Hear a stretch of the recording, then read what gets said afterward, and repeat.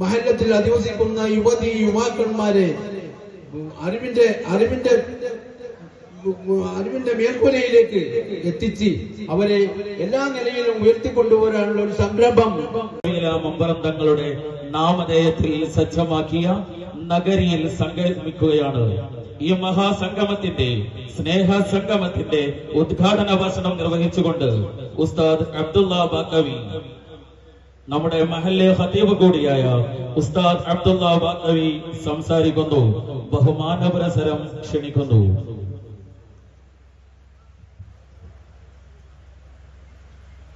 السلام عليكم ورحمة الله وبركاته.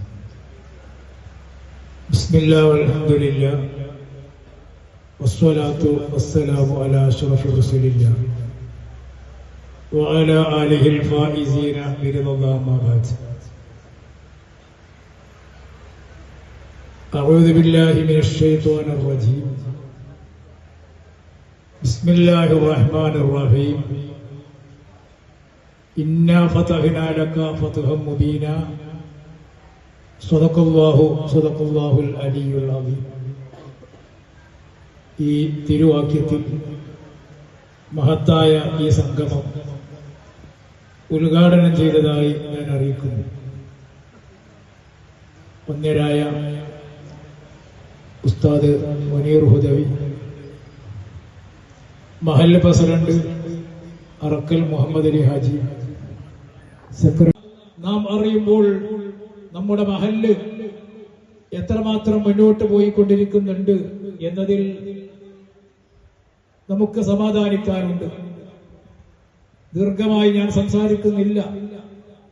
എന്നിരുന്നാലും പത്രമാധ്യമങ്ങളിലും സോഷ്യൽ മീഡിയകളിലും ഇന്ന് നാടിന്റെ പല ഭാഗത്തും കണ്ടുവരുന്ന പല പ്രവണതകളും മഹല്ലിന്റെ ഭാഗമാണ് നാം ഇന്ന് ഇവിടെ സംഘടിച്ചിട്ടുള്ളത്. മഞ്ചേരി അടുത്തുള്ള ഒരു മഹല്ലിൽ ഡിഗ്രിക്ക് പഠിക്കുന്ന ഒരു പെൺകുട്ടിയെ വിവാഹാന്വേഷണം നടത്തി.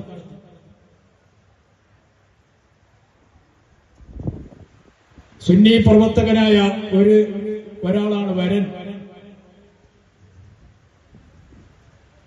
നിക്കാഹ് തീരുമാനിച്ചു. നിക്കാഹിന് വേണ്ടി പ്രമുഖനായ ഒരു സയ്യിദിനെ ഏർപ്പാട് ചെയ്തു.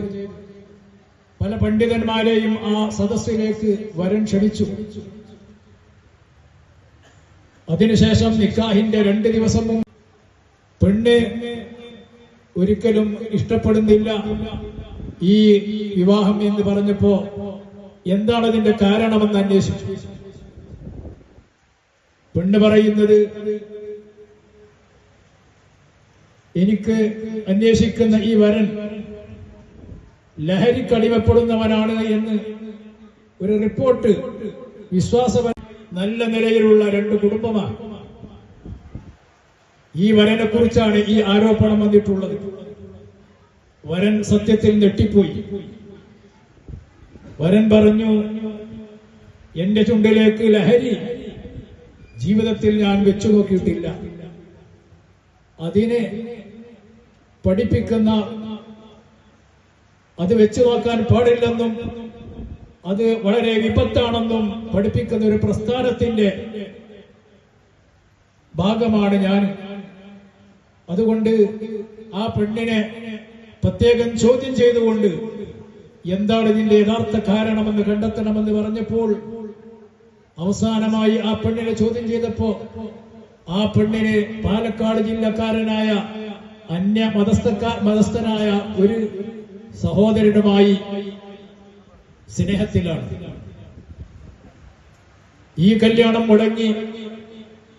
അത് ആ വരനെ കിട്ടണം. അന്യമതസ്ഥക്കാരനായ ആ സഹോദരനെ അവനോടുകൂടെ ജീവിക്കണമെന്ന ഉദ്ദേശത്തോടുകൂടെയാണ് ഇങ്ങനെയുള്ളൊരു ആരോപണം യഥാർത്ഥത്തിൽ ആ പെണ്ണ് പറഞ്ഞത് എന്ന് പിന്നീടാണ് വ്യക്തമായത്. ഞാൻ സഹോദരി സഹോദരന്മാർ, ഇവിടെ സമയത്തിന് നിയന്ത്രണമുള്ളത് കൊണ്ട് വിശാലമായി സംസാരിക്കാൻ ഉദ്ദേശിക്കുന്നില്ല. ഈ സംഗമത്തിന്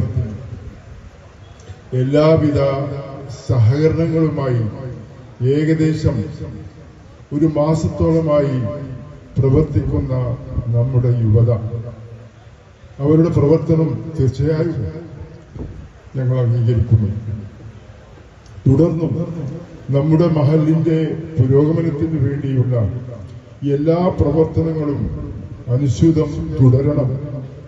ഇവിടെ ജാതി മത വിഭാഗീയത പോലും ഇല്ലാതെയാണ് ഇന്നത്തെ ഈ സ്നേഹസംഗമം നടത്തപ്പെടുന്നത്.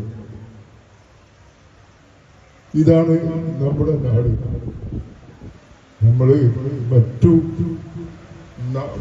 മറ്റു മഹല്ലുകൾക്കും ഒരു ഉത്തേജനമായി നമ്മൾ പ്രവർത്തിക്കണം. പ്രവർത്തനത്തിന്റെ മികവ് കൊണ്ട് നല്ലൊരു സമൂഹത്തെ വളർത്തിവെക്കാൻ നമുക്ക് സാധിക്കണം. അതാണ് ഉസ്താദ് പറഞ്ഞതുപോലെ ഓരോ മദ്രസകളും ചെയ്യുന്നത്. വളരെ ചെറുപ്പം മുതലേ നമ്മുടെ കുട്ടികളെ മതപരമായ അറിവ് നൽകിക്കൊണ്ട് അവരുടെ ഭാവി ജീവിതം വളരെയധികം സന്തോഷകരമായിരിക്കുന്ന ഒരു നിമിഷത്തിലൂടെയാണ് നാം കടന്നുപോയിക്കൊണ്ടിരിക്കുന്നത്. കണ്ണിനും കരളിനും വളരെയധികം ആനന്ദം തോന്നുന്ന ഒരു മുഹൂർത്തം. സ്നേഹവും സന്തോഷവും എന്നെന്നും നിലനിൽക്കട്ടെ എന്ന് പ്രാർത്ഥിച്ചുകൊണ്ട്, ഈ സംഗമം സമ്പൂർണ്ണ വിജയമാവട്ടെ എന്ന് പ്രാർത്ഥിച്ചുകൊണ്ട് എല്ലാവർക്കും പഠിക്കുന്ന പെൺകുട്ടികൾ ഉണ്ടെങ്കിൽ അവരെ താഴെ ഹാളിൽ എത്തിക്കാൻ പ്രത്യേകം ശ്രദ്ധിക്കണമെന്ന് ലേഡീസ് വളണ്ടിയറിനോട് പ്രത്യേകം ആവശ്യപ്പെടുന്നു. നമ്മുടെ വണ്ടി സമയം വൈകിയാണ് ഓടുന്നത്. അതുകൊണ്ട് പെട്ടെന്ന് ഒറ്റവാക്കിൽ നന്ദി രേഖപ്പെടുത്തിക്കൊണ്ട് നമ്മൾ ഈ പരിപാടി അവസാനിപ്പിക്കുകയാണ്. സെക്ഷനെ തുടരുന്നതിന് വേണ്ടി ബഹുമാനപ്പെട്ട മണിയർ ഉദയ് സാർ എത്തിയിട്ടുണ്ട്. സോഷ്യൽ മീഡിയ പ്ലാറ്റ്ഫോം ഒക്കെ ലൈവായ ആൽഫ ബീറ്റ ജനറേഷന്റെ കാലഘട്ടത്തിൽ അലക്സയും സിരിയും സ്പെക്ട്രയും ഗൂഗിളും ഒക്കെ നമ്മളെ ഭരിച്ചുകൊണ്ടിരിക്കുന്ന AI സാങ്കേതിക വിദ്യയുടെ ആർട്ടിഫിഷ്യൽ ടെക്നോളജിയുടെ മൂർധന്യതയിൽ നമ്മൾ നിൽക്കുന്ന ഈ കാലത്തും നമ്മൾക്കിടയിലുള്ള സ്പേസ് കുറയല്ലേ വേണ്ടത്. പക്ഷെ അത് വീണ്ടും അനന്തമായി സുദീർഘമായി നീണ്ടു പോവാൻ. അപ്പൊ എന്താണ്, നമ്മൾ ഒരേ ഭൂമിയിൽ ജീവിക്കുന്നു, ഒരേ കാറ്റും കോളും അനുഭവിക്കുന്നു, ഒരേ ഭക്ഷണ വ്യഞ്ജനങ്ങളെ രുചിക്കുന്നു, ഒരേ ഓക്സിജൻ ശ്വസിക്കുന്നു, ഒരേ വീട്ടിൽ അന്തിയുറങ്ങുന്നു, എല്ലാം ഒരുപോലെയാണ്. പക്ഷേ ഈ ഓരോ കടയിലും പെട്ട ആളുകളുടെ വ്യവഹാര മണ്ഡലങ്ങൾ അത് തീർത്തും വ്യതിരിക്തവും വ്യത്യസ്തവുമാണ്. അവിടെയാണ് നമ്മളത് കൂടിയിരിക്കുന്നതിന്റെ പ്രസക്തി ഭയങ്കരമായിട്ട് വർദ്ധിക്കുന്നത്. അപ്പൊ കൂടും അല്ലെങ്കിലും നമ്മൾ